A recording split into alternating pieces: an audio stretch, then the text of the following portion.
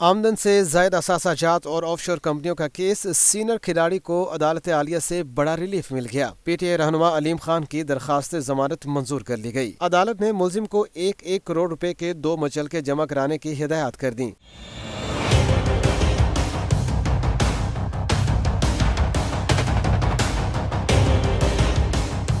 दौरान समाअत अदालती इस्तफसार पर नैब के वकील ने बताया कि मुलजिम जुडिशल रिमांड पर है। इल्जाम लगाया गया कि अलीम खान ने जमीन की कीमत कम दिखाई। अदालत ने इस्तफसार किया कि ये सब तो अलीम खान ने गोशवारे में लिख दिया। बैरून मुल्क से इतने पैसे आए, फलां अकाउंट से पैसे आए, इस तरह का कुछ बताएं।